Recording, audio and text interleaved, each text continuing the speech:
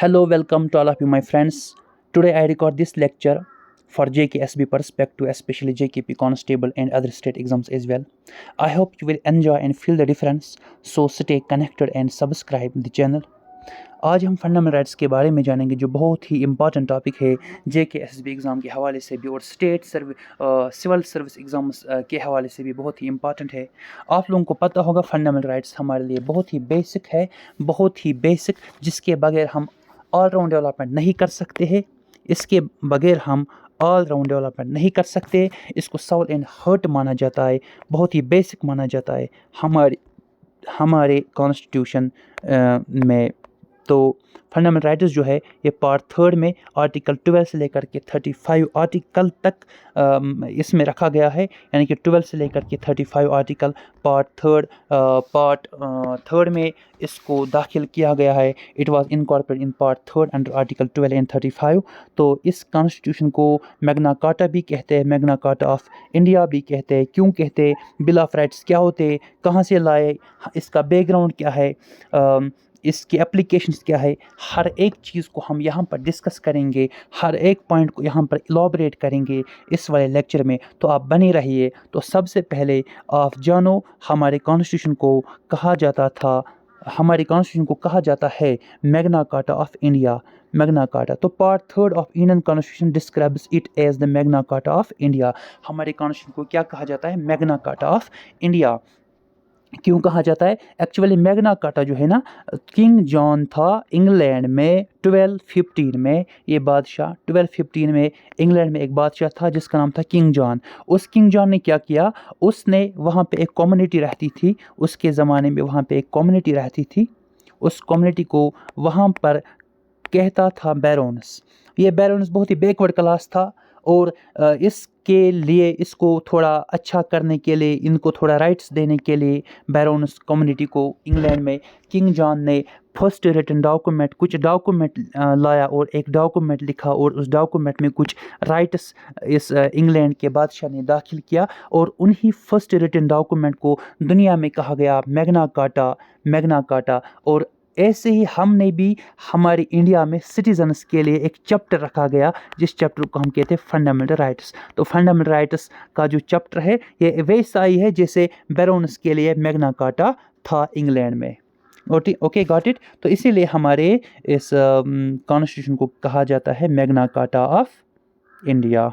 Okay, तो actually सुनिए आप दोस्तों, ये मैग्ना कार्टा जो है ना 1215 में किंग जॉन ने इंग्लैंड के बैरोन्स के लिए रखा गया। तो अमेरिका ने इसको कॉपी किया, अमेरिका ने कॉपी किया और इसका नाम रखा बिल ऑफ राइट्स। अमेरिका के लोगों के लिए फंडामेंटल राइट्स दिए गए और उन फंडामेंटल राइट्स का नाम था बिल ऑफ राइट्स, जो अमेरिका ने 1791 में, दिसंबर 15 1791 में अमेरिका के लोगों के लिए राइट्स रखे गए। तो हम लोग भी इंस्पायर हो गए। India got inspired and from USA हम लोग भी मुतासिर हो गए। हमने बोला अच्छा, ये जब हमारा जब कॉन्स्टिट्यूशन हम बना रहे थे, जब हम अपना कॉन्स्टिट्यूशन बना रहे थे तो हम लोगों ने सोचा कि हम भी फंडामेंटल राइट्स रखेंगे अपने कॉन्स्टिट्यूशन में। तो हम इंस्पायर हुए थे दुनिया के बहुत सारे कॉन्स्टिट्यूशन को पढ़ के और फंडामेंटल राइट्स के मामले में हम इंस्पायर हुए थे।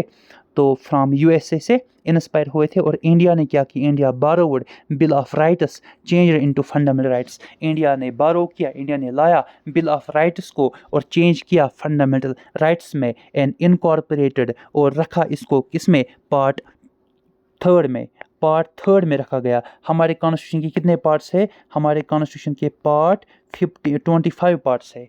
हमारे कॉन्स्टिट्यूशन में 25 पार्ट्स है और पार्ट 3 में रखा गया है इसको, किसको, इस फंडामेंटल राइट्स को। और आर्टिकल दिया गया 12 से 35, 12, 13, 14, 15, 16, 30, 31, 32, 34, 35, ऐसे तो आर्टिकल 12 से लेकर के 35 में आर्टिकल्स है और पार्ट 3 में रखा गया फंडामेंटल राइट्स का ये जो चैप्टर। तो हम लोगों ने सीखा फंडामेंटल राइट्स को मैग्ना कार्टा ऑफ इंडिया कहते हैं। क्यों कहते हैं? इसका बैकग्राउंड, किंग जॉन इंग्लैंड 1215 में उसने बैरोन्स के लिए दिया था, उसके बाद अमेरिका ने नकल किया, उसके बाद हम लोगों ने सीधा डायरेक्ट नकल किया।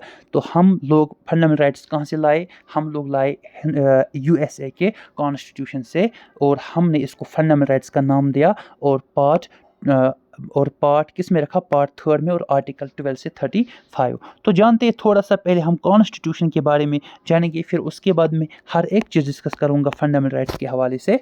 तो अगर हम देखो दोस्तों, 1946 में हमारा कॉन्स्टिट्यूशन बनना स्टार्ट हो गया, और 1949 में हमारा कॉन्स्टिट्यूशन बन गया, और 1950 में हमारा कॉन्स्टिट्यूशन हम पर लागू किया गया।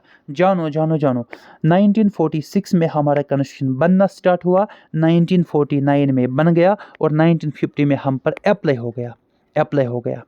ओके, तो हमारे कॉन्स्टिट्यूशन को कितना टाइम लगा, 3 years 11 months and 18 days। तो जानिए यहाँ पे दोस्तों, देखिए हमारा कॉन्स्टिट्यूशन एनेक्ट हुआ, तैयार कब हुआ, देखो बनना स्टार्ट हुआ 1946 में, और तैयार हुआ इस डेट पर 26 नवंबर 1949, और अप्लाई हुआ, एनफोर्स हुआ इस डेट पे 26 जनवरी 1950। टाइम कितना लगा, 3 years 11 months and 18 days। तो हमारे कॉन्स्टिट्यूशन में कितना खर्चा आया, अच्छा हमारे कॉन्स्टिट्यूशन में कितना खर्चा आया, 64 lakhs।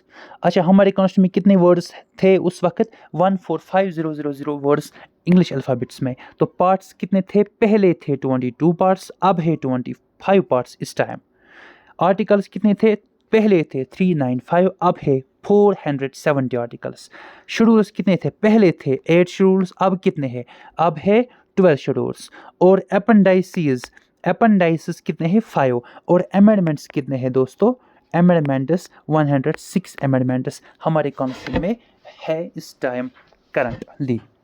तो ये हम लोगों ने जाना पार्ट्स, शेड्यूल्स वगैरह वगैरह। तो हम फंडामेंटल राइट्स के बारे में बात करेंगे। तो 12 से 35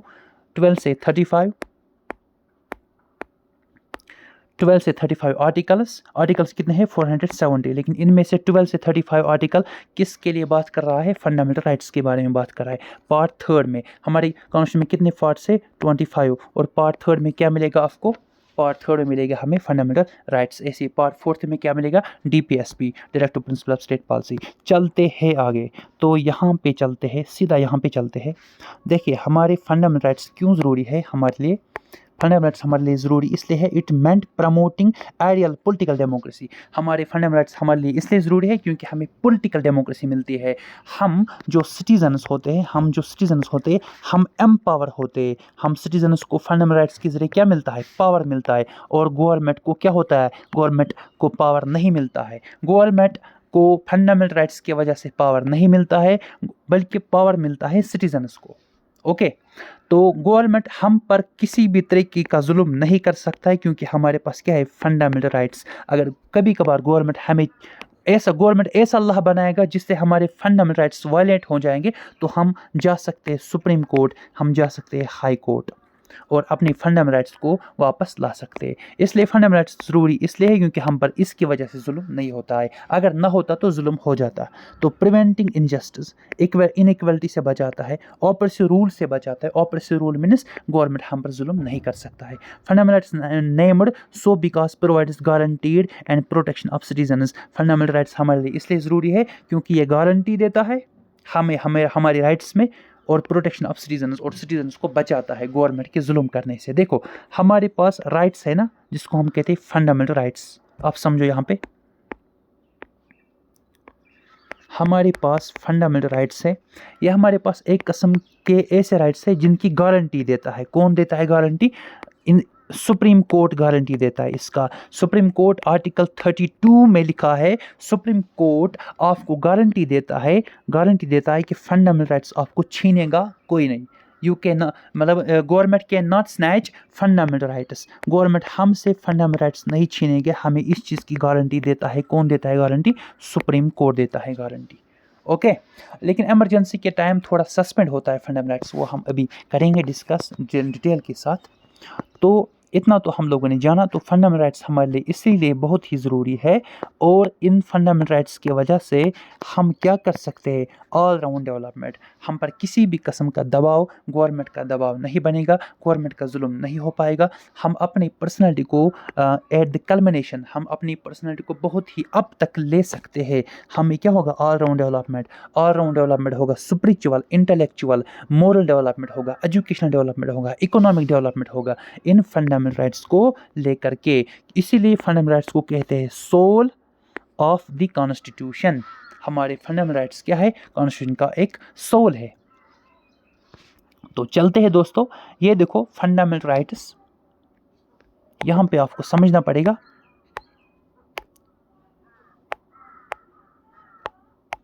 देखिए दोस्तों, फंडामेंटल राइट्स पार्ट 3 में है, गॉट इट। आर्टिकल 12 से लेकर के 35 तक दिया हुआ है, गॉट इट। 12 से लेकर के 35 तक, 12 से लेकर के 35 तक आर्टिकल्स दिए हुए हैं। तो स्टार्ट यहां पर होगा फंडामेंटल राइट्स।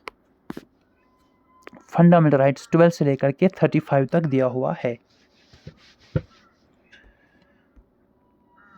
एक सेकंड, इसमें टेक्निकल प्रॉब्लम आ रहा है।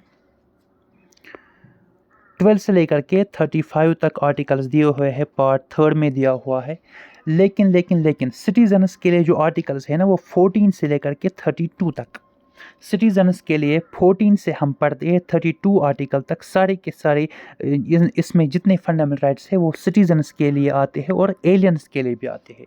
एलियंस के लिए कम आते हैं, लेकिन सिटीजन्स के लिए सारे 14 से लेकर के 32 तक जितने फंडामेंटल राइट्स है वो सिटीजन्स के लिए ही है। ओके, तो आर्टिकल 12 जो है ना और आर्टिकल 13 जो है, आर्टिकल 12 डिफिनेशन देता है स्टेट का। गवर्नमेंट किससे कहते हैं हम? स्टेट किससे कहते हैं? यानी कि स्टेट मतलब कंट्री। स्टेट का मतलब यहाँ पे कंट्री है। कंट्री किन किन चीज़ों को कहेंगे हम? आर्टिकल 12 ये कहता है।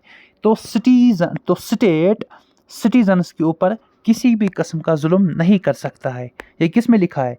आर्टिकल 12 में स्टेट यानी कि गवर्नमेंट सिटीजन्स के ऊपर किसी किस्म का ऑपरेशन जुल्म नहीं कर सकता है, क्योंकि सिटीजन्स के पास क्या है? फंडामेंटल राइट्स है। अगर स्टेट सिटीजन्स के ऊपर जुल्म करेगा भी किसी किस्म का भी, तो सिटीजन्स को फंडामेंटल राइट्स वापस मिलेंगे।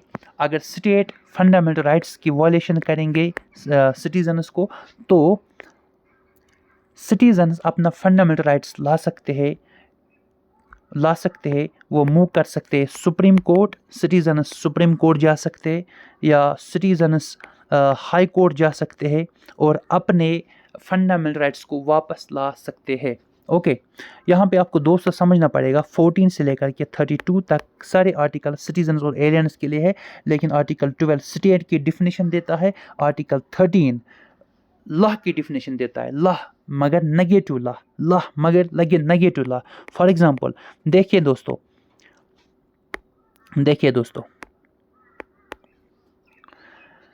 अगर स्टेट ऐसा लॉ बनाएगा जो वायलेशन करेगा फंडामेंटल राइट्स के लिए, क्या करेगा? वायलेशन समझते हो? वायलेशन का मतलब होता है फंडामेंटल राइट्स के साथ स्टेट कोई ऐसा लॉ बनाएगा जो फंडामेंटल राइट्स के साथ टक्कर खाएगा, तो फंडामेंटल राइट्स हमारी छीनेगा स्टेट कोई लॉ बना के, तो उस वक्त क्या होगा? उस वक्त हम फंडामेंटल राइट्स को वापस ला सकते हैं। हमें जाना है सुप्रीम कोर्ट, हमें जाना है हाई कोर्ट, वहाँ पे हमने रिट करना है, और रिट मतलब केस करना है, और गवर्नमेंट के खिलाफ केस या किसी और इंसान की जिसने हमारे फंडामेंटल राइट्स को वायलेशन किया, छीना हमसे, तो हम हाई कोर्ट के ज़रिए या सुप्रीम कोर्ट के ज़रिए आर्टिकल 32 के ज़रिए, आर्टिकल 2 to 6 के ज़रिए हाई कोर्ट जा सकते हैं, आर्टिकल 32 के हिसाब से सुप्रीम कोर्ट जा सकते हैं और हम अपने फंडामेंटल राइट्स को वापस ला सकते हैं। ओके दोस्तों, यानी कि स्टेट अगर हम पर कोई एक ऐसा लॉ बनाएगा जो नेगेटिव होगा, जो फंडामेंटल राइट्स को क्या करेगा? वायलेशन करेगा, तो हम कोर्ट जा सकते हैं और वो फंडामेंटल राइट्स जो हमसे छीना गया वापस ला सकते हैं। सुप्रीम कोर्ट्स भी और हाई कोर्ट भी जा सकते हैं। ओके दोस्तों, अच्छा दोस्तों 14 से लेकर के 32 आर्टिकल सिटीजन्स के रिलेटेड है और आर्टिकल 33, 34, 35 अलग कैटेगरी। यहाँ पे एक्सेप्शंस है। एक्सेप्शन यानी कि ये सिटीजन्स के रिलेटेड नहीं है, ये पार्लियामेंट के पावर्स के रिलेटेड है। ये 3 आर्टिकल्स 33, 34, 35 ये कैटेगरी आपको समझना पड़ेगा। 12, 13 और 14 से लेकर 32 तक, 33, 34, 35 पार्लियामेंट के लिए है। ओके दोस्तों, चलते हैं आगे। देखिए दोस्तों, यहाँ पे आप समझो, हमारे पास पहले 7 फंडामेंटल राइट्स थे, लेकिन आज के टाइम हमारे पास 6 फंडामेंटल राइट्स है।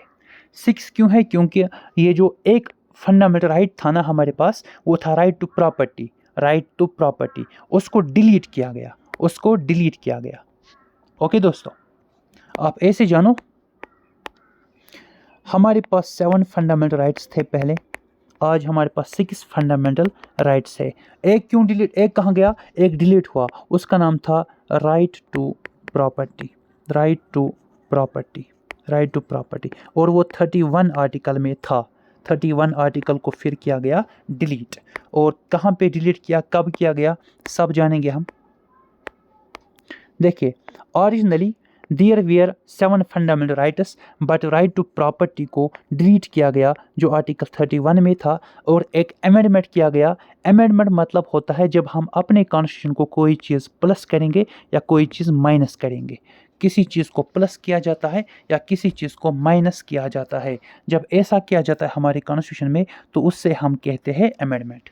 ओके दोस्तों, तो 1978 में 44th वाली अमेंडमेंट है, इसमें माइनस किया गया फंडामेंटल राइट्स में से राइट टू प्रॉपर्टी को। इस राइट टू प्रॉपर्टी को डिलीट किया गया। पहले 7 थे हमारे पास फंडामेंटल राइट्स, अब इस टाइम हमारे पास 6 फंडामेंटल राइट्स है। जानेंगे उनके बारे में भी। तो 1978 में 44th अमेंडमेंट किया गया और आर्टिकल 31 को डिलीट किया गया फंडामेंटल राइट्स के लिस्ट में से। मोरारजी देसाई की गवर्नमेंट थी और फंडामेंटल राइट्स को वहाँ से डिलीट किया गया 31 आर्टिकल से।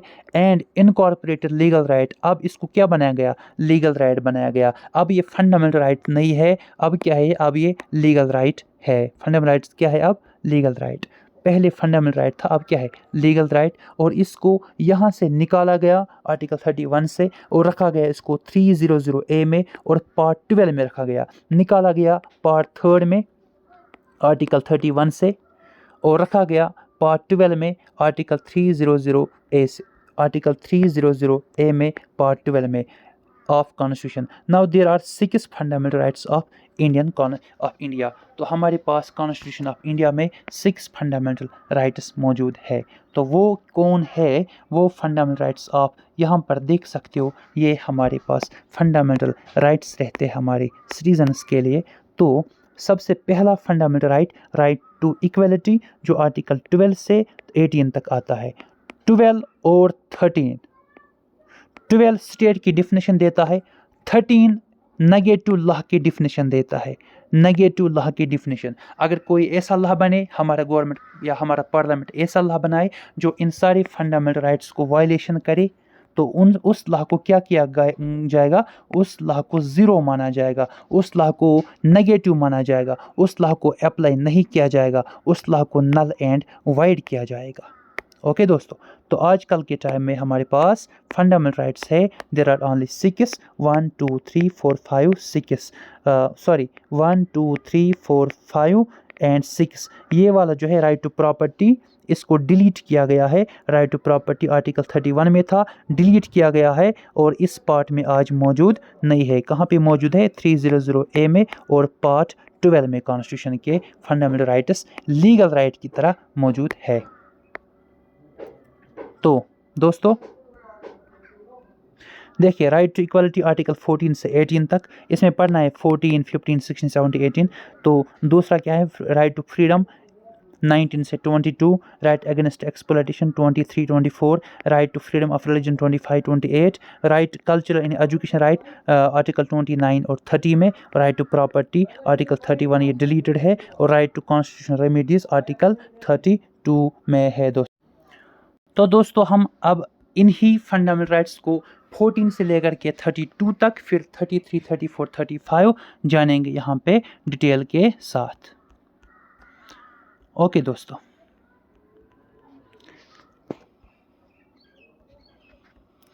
देखिए दोस्तों, यहाँ पर हम स्टार्ट करेंगे आर्टिकल 12 से। ओके,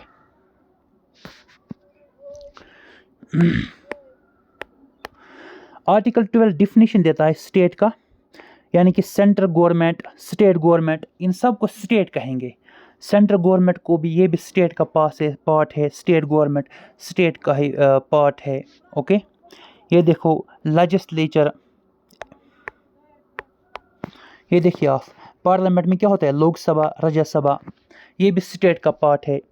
स्टेट में क्या होता है, स्टेट असेंबली में लेजिस्लेटिव काउंसिल, लेजिस्लेटिव असेंबली, इसको भी स्टेट कहा गया है। ओके दोस्तों, या कोई प्राइवेट बॉडी होती है जो वर्क करती है इंस्ट्रूमेंट ऑफ स्टेट, मतलब कोई एक ऐसी प्राइवेट बॉडी है जो स्टेट के बदले काम करती है, स्टेट का एक डिपार्टमेंट संभालती है, उसको भी स्टेट कहा गया है। ओके दोस्तों, यहाँ पे देखो आप, बहुत ही ईजी है, ये बहुत ही ईजी है। स्टेट्यूटरी बॉडी मतलब कोई ऑर्गेनाइजेशन या कोई इंस्टीट्यूशन जो परफॉर्म करता होगा फंक्शन स्टेट के बदले, जैसे LIC, SAIL, सेल, ये लोग क्या करते हैं, ये लोग स्टेट्यूटरी बॉडीज़, मतलब ऐसे ही पार्लियामेंट में कोई ऐसी बॉडी बनाई होती है जो इंस्टीट्यूशन की तरह होता है या ऑर्गेनाइजेशन की तरह होता है, जो परफॉर्म करता है स्टेट के बदले फंक्शंस, कोई ऑर्डर निकालता है, कोई रूल निकालता है, कोई रेगुलेशन निकालता है, तो उनको भी, इसको भी स्टेट मानेंगे, इसको भी स्टेट मानेंगे, इसको भी स्टेट मानेंगे। या कोई लोकल बॉडी होती है हमारी, यहाँ पे आप देखो दोस्तों, हमारे पास कोई लोकल बॉडी होती है, लोकल लेवल पे लोकल बॉडी, इसको हम थर्ड टायर ऑफ गवर्नमेंट भी कहते हैं। जैसे पंचायत होता है हमारे गाँव में, म्यूनसिपलिटी होते हैं हमारी सिटियों में, ये भी क्या करते हैं, ये भी स्टेट के, ये भी मतलब ये भी स्टेट में आते हैं, इसको भी स्टेट कहेंगे, इसको भी स्टेट करेंगे, सबको, इन सबको स्टेट कहेंगे। या कभी कभार कोर्ट्स को भी स्टेट ही कहा जाएगा आर्टिकल 12 के हिसाब से। अगर कोर्ट एडमिनिस्ट्रेटिव फंक्शन करेगा, एडमिनिस्ट्रेटिव फंक्शन मतलब कोर्ट में हमें लॉयर का ज़रूरत होता है, किसी लॉयर ने एग्ज़ाम दिया, उसको हमने मतलब रिश्वत के बेस पे उस लॉयर को लॉयर बनने नहीं दिया, उसके बदले किसी और को बनाया। या जुडिशरी में कोई पोस्ट होता है, कोर्ट्स में कोई पोस्ट होता है, उस पोस्ट में हमने करप्शन किया, स्कैम किया, उस हवाले से हमारे फंडामेंटल राइट्स क्या होते हैं, वायलेशन, तो हम सुप्रीम कोर्ट में जा सकते हैं और अपने इस वाले हक को वापस ला सकते हैं। तो ये भी स्टेट के डिफिनीशन में ही आएगा दोस्तों। तो नॉट जुडिशियल फंक्शन मतलब कोर्ट्स जो है, कोर्ट्स एडमिनिस्ट्रेटिव फंक्शन के हिसाब से स्टेट है, यहाँ पे स्टेट की कैटेगरी में आएगा। लेकिन नॉट जुडिशियल फंक्शन, जब कोर्ट्स फैसला देगा अपना, कोर्ट्स जब वर्डिक्ट देता है किसी मसले पर, हाई कोर्ट या सुप्रीम कोर्ट, तो उस वाले हवाले से इसका जो ये जुडिशियल फंक्शन है वो स्टेट नहीं माना जाएगा, उसको वैलिड माना जाएगा, ओके दोस्तों, चलते। तो मैंने दोस्तों पढ़ाया, आप यहाँ पर देख सकते हो डिफिनेशन। आर्टिकल 12 क्या कहता है हमें, definition of state, central government, state government,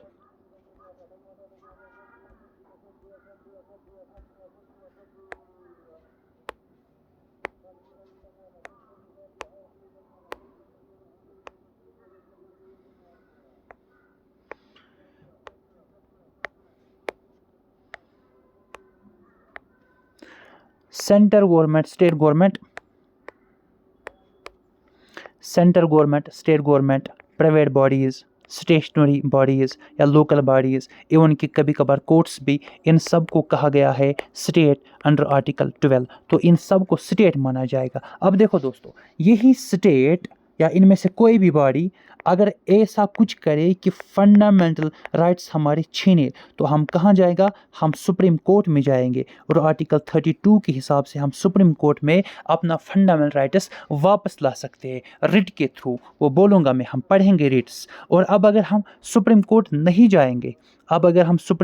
जाएंगे, कोई चाहेगा मैं हाई कोर्ट ही जाऊँ, तो हाई कोर्ट भी जा सकता है कोई भी सिटीज़न, और इन के खिलाफ वहाँ पे रिट कर सकता है, WRIT रिट कर सकता है। रिट 5 किस्मों का होता है, वो पढ़ाऊंगा मैं इसी लेक्चर में। तो रिट कर सकता है यानी कि केस कर सकता है कि इनमें से किसी भी बॉडी ने मेरा फंडामेंटल राइट्स छीना, तो उसको फंडामेंटल राइट्स वापस मिलेगा। तो सुप्रीम कोर्ट हम जा सकते आर्टिकल 32 के हिसाब से, हाई कोर्ट में हम जा सकते हैं आर्टिकल 2 to 6 के हिसाब से। आर्टिकल 2 to 6 हाई कोर्ट को कहता है फंडामेंटल राइट्स वापस दे दो सिटीज़न को, आर्टिकल 32 कहता है सुप्रीम कोर्ट को फंडामेंटल राइट्स वापस दिलवाओ सिटीजन्स को। अगर इनमें से किसी भी बॉडी ने हमारा फंडामेंटल राइट्स छीना, ये कौन कौन कहता है? आर्टिकल 12 कहता है दोस्तों। थोड़ा टाइम लगता है लेकिन आप समझ जाओगे। देखो दोस्तों यहाँ पर, तो ये सब जो हमने ऊपर पढ़ा ये सारा स्टेट है। स्टेट अगर if violets fundamental rights of citizens या एलियंस, अगर ये फंडामेंटल राइट्स हमारा वायलेट होगा किसी भी अथॉरिटी के थ्रू, जो मैंने ऊपर बताया आर्टिकल 12 में, तो अगर वायलेट हुआ हमारा फंडामेंटल राइट्स, चाहे सिटीज़न का चाहे एलियन का, तो हम मूव टू कोर्ट जाएंगे, तो सुप्रीम कोर्ट के थ्रू जाएंगे, सुप्रीम कोर्ट के पास जाएंगे। आर्टिकल 32 के हिसाब से ये बाइंडिंग है सुप्रीम कोर्ट पर। सुप्रीम कोर्ट को चाहिए, देखो आर्टिकल 32 क्या है? आर्टिकल 32 खुद है फंडामेंटल राइट, तो इसलिए सुप्रीम कोर्ट ना नहीं कर सकता है। सुप्रीम कोर्ट को हमें फंडामेंटल राइट्स दिलवाना है, क्योंकि सुप्रीम कोर्ट है गारंटर ऑफ फंडामेंटल राइट्स। अब अगर हम सुप्रीम कोर्ट नहीं जाएंगे तो हम हाई कोर्ट भी जा सकते हैं, लेकिन हाई कोर्ट पर ये अप्लाई पूरा नहीं है। हाई कोर्ट थोड़ा डिले भी कर सकता है, लेकिन सुप्रीम कोर्ट डिले नहीं कर सकता, क्योंकि सुप्रीम कोर्ट आर्टिकल 32 के हिसाब से, आर्टिकल 32 हमें खुद है फंडामेंटल राइट, तो सुप्रीम कोर्ट के ऊपर ये बाइंडिंग है। सुप्रीम कोर्ट गारंटर है फंडामेंटल राइट्स को वापस दिलवाने में, तो सुप्रीम कोर्ट को उसी टाइम तुरंत एक्शन करना होगा, और हाई कोर्ट भी कर सकता है आर्टिकल 226 के हिसाब से। देखो दोस्तों, अब सुप्रीम कोर्ट क्या करेगा? सुप्रीम कोर्ट इसी जो हमने ऊपर स्टेट पढ़ा था, सुप्रीम कोर्ट क्या करेगा?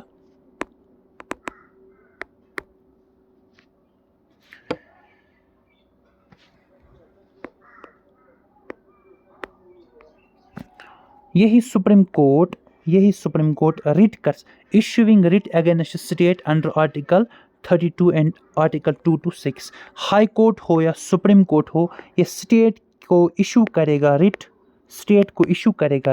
स्टेट को ऑर्डर निकालेगा, क्या कहेगा? फंडामेंटल राइट्स इनको वापस दे दो, या जो भी स्टेट हम पर जुल्म करता होगा, या जो भी स्टेट मतलब गवर्नमेंट हम पर जुल्म करता होगा, तो उस जुल्म को रोका जाएगा। किसके थ्रू? सुप्रीम कोर्ट के थ्रू। ओके दोस्तों, तो फिर क्या है? फंडामेंटल राइट्स क्या है? जस्टिसेबल। फंडामेंटल राइट्स क्या है? जस्टिसेबल। फंडामेंटल राइट्स क्या है? जस्टिसेबल। जस्टिसेबल का मतलब होता है हम इसको वापस ला सकते हैं। इनजस्टिसेबल नहीं है, क्या है? जस्टिसेबल। हम फंडामेंटल राइट्स को वापस ला सकता है अगर हमसे स्नेच किया गया, छीना गया, अगर हमसे वायलेशन की गई हमारे फंडामेंटल राइट्स को, हम आर्टिकल 32 और आर्टिकल 226 के हिसाब से फंडामेंटल राइट्स को वापस लाएंगे। तो फंडामेंटल राइट्स क्या है? Fundamental rights are justiciable. चलते हैं दोस्तों आगे।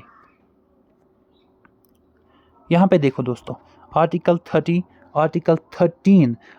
13 laws inconsistent with an derogation of fundamental rights void या कंट्राडिक्शन। अगर ऐसा कोई लॉ बनाएगा, चाहे पार्लियामेंट बनाएगा, चाहे स्टेट या गवर्नमेंट बनाएगा, ऐसा कोई लॉ बनाएगा जो इनकंसिस्टेंट है, जो हमारे फंडामेंटल राइट्स के साथ टक्कर खाएगा, हमारे फंडामेंटल राइट्स को वायलेशन करेगा, वो डिरोगेट होगा, ख़त्म होगा, उस लॉ को नल किया जाएगा, डिरोगेट किया जाएगा, नहीं माना जाएगा। ओके दोस्तों, तो यहाँ पे इसके लिए क्या है? अच्छा, कोई भी लॉ जो स्टेट ने बनाया या पार्लियामेंट ने बनाया, उसको कौन देखता है ये लॉ सही है या गलत है? उसको देखता है जुडिशरी का मतलब होता है सुप्रीम कोर्ट देखता है। ठीक है दोस्तों, तो उसको हम क्या करते हैं? उस लॉ को जब पार्लियामेंट में लॉ बनता है तो डॉक्ट्रिन ऑफ जुडिशियल रिव्यू, उसको जुडिशरी यानी कि सुप्रीम कोर्ट देखता है, जुडिशियल रिव्यू दोबारा देखता है। अगर वो लॉ ठीक था, फंडामेंटल राइट्स के लिए ठीक था, तो उसको पास किया जाएगा, माना जाएगा। अगर वो ठीक नहीं था तो उसको नल किया जाएगा, उसको नल एंड वाइड किया जाएगा। और इस वाले डॉक्ट्रिन को, इस वाले उसूल को, इस उसूल के थ्रू कौन देखता है? Supreme court. तो इसको हम कहते हैं डॉक्ट्रिन, या कहते हैं डॉक्ट्रिन ऑफ जुडिशियल रिव्यू। तो in short doctrine of judicial review क्या है? कोर्ट्स देखते हैं कौन सा लॉ ठीक है, कौन सा लॉ गलत है। फंडामेंटल राइट्स के रिलेटेड अगर ठीक था तो पास किया जाएगा, नहीं ठीक था तो रिजेक्ट किया जाएगा, null and void. Supreme court 32 और हाई कोर्ट 226 के हिसाब से करेगा ऐसे। ओके दोस्तों, यहाँ पे आप देखो, article 32 also declares that constitutional amendment. Article 32 में ये भी कहा गया कि अगर कॉन्स्टिट्यूशनल अमेंडमेंट हो जाए, कॉन्स्टिट्यूशनल अमेंडमेंट आर्टिकल 368 के हिसाब से, यानी कि आर्टिकल 368 पार्लियामेंट को पावर देता है या गवर्नमेंट को पावर देता है कि वो अमेंडमेंट कर सकता है अमेंडमेंट, किसी भी पार्ट को कर सकता है कॉन्स्टिट्यूशन में अमेंडमेंट। लेकिन अगर उसने अमेंडमेंट के थ्रू, इस गवर्नमेंट ने अमेंडमेंट के थ्रू कोई एक ऐसा लॉ बनाया जो वायलेट करता होगा किसको, फंडामेंटल राइट्स को, तो उससे क्या होगा, वो लॉ क्या होगा, वो नल एंड वाइड होगा दोस्तों। ओके, तो यहाँ पे आप समझो, देखिए दोस्तों, आर्टिकल 13 डिक्लेयर्स, आर्टिकल 13 ये भी कहता है कॉन्स्टिट्यूशनल अमेंडमेंट ला सकता है गवर्नमेंट इस आर्टिकल के थ्रू, इज़ नॉट लॉ, लेकिन वो क्या होगा, वो लॉ नहीं होगा, क्योंकि अच्छा वो क्या है, वो लॉ तो नहीं है ना, वो क्या है, वो है कॉन्स्टिट्यूशनल अमेंडमेंट, वो लॉ नहीं है, क्या है, कॉन्स्टिट्यूशनल अमेंडमेंट है। अमेंडमेंट क्या होता है, प्लस या माइनस करना हमारे कॉन्स्टिट्यूशन को, तो उसको चैलेंज किया जाएगा या नहीं। देखो, अगर वो can not be challenged if not violates basic structure, अगर वो बेसिक स्ट्रक्चर को डिस्ट्रॉय नहीं करता होगा, बेसिक स्ट्रक्चर मतलब ले लो आप फंडामेंटल राइट्स, जिस चीज़ को सुप्रीम कोर्ट बोलेगा ना basic structure, for example article 19 supreme court बोलेगा ये बेसिक स्ट्रक्चर है, इसको आप चेंज नहीं कर सकते हो, तो नहीं कर सकता है, ठीक है ना। सुप्रीम कोर्ट बोलेगा आर्टिकल 20 या 21 या 22 ये बेसिक स्ट्रक्चर है, तो आप इसको चेंज नहीं कर सकते हो, तो अमेंडमेंट के थ्रू इसको चेंज या इसको डिलीट या इसके साथ छेड़छाड़ नहीं किया जाएगा। ओके दोस्तों, जैसे केशवानंदा भारतीय केस में देखा होगा आप लोगों ने, तो केशवानंदा भारतीय के केस ये बहुत फंडामेंटल राइट्स बहुत ही डीप है, यूपीएससी के पर्सपेक्टिव से भी और बाकी एग्जामों के पर्सपेक्टिव से भी बहुत ही डीप होता है फंडामेंटल राइट्स। तो इसके बारे में जितना पढ़े इतना कम है, लेकिन थोड़ा सा मैं गेस दे रहा हूँ दोस्तों इस एग्ज़ाम के हवाले से। तो केशवानंदा भारती केस 1973 में हुआ था, तो इसमें कहा गया था अगर कोई भी अमेंडमेंट बन जाए जो बेसिक स्ट्रक्चर को डिस्ट्रॉय न करे, जैसे फंडामेंटल राइट्स, जैसे हमारे पास प्रीएम्बल है, इसको डिस्ट्रॉय न करेंगे, ऐसा अमेंडमेंट बन जाए तो उसको क्या, वो अमेंडमेंट वैलिड है, अदरवाइज वो वैलिड नहीं है। लेकिन बेसिक स्ट्रक्चर क्या है, ये कोर्ट ने डिफाइन नहीं किया है क्लियरली, कोर्ट ने ये डिफाइन नहीं किया है बेसिक स्ट्रक्चर क्या है क्या नहीं है, ये वक्त वक्त पर कोर्ट खुद डिसाइड करेगा बेसिक स्ट्रक्चर क्या है क्या नहीं है। ओके दोस्तों, यानी कि गवर्नमेंट या स्टेट कोई भी अमेंडमेंट करेगा वो तो ठीक है, तब तक ठीक है जब तक वो बेसिक स्ट्रक्चर को वायलेट नहीं करता होगा। अगर वो बेसिक स्ट्रक्चर को वायलेट करता है तो वो अमेंडमेंट ठीक नहीं माना जाएगा, उस अमेंडमेंट को भी क्या किया जाएगा, नल एंड वाइड। तो यहाँ पे हम मानेंगे हमारा फंडामेंटल राइट्स क्या है, बेसिक स्ट्रक्चर, यहाँ पे हम मानेंगे हमारा फंडामेंटल राइट्स क्या है, बेसिक स्ट्रक्चर। अगर कोई ऐसा अमेंडमेंट बन जाए जो फंडामेंटल राइट्स को वायलेट करेगा तो उस अमेंडमेंट को नल एंड वाइड किया जाएगा। क्यों, क्योंकि उसने हमारे फंडामेंटल राइट्स को वायलेट किया। ओके दोस्तों,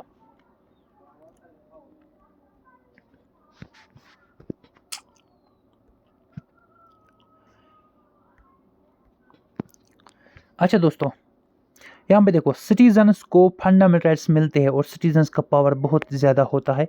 स्टेट्स का पावर कम किया जाता है।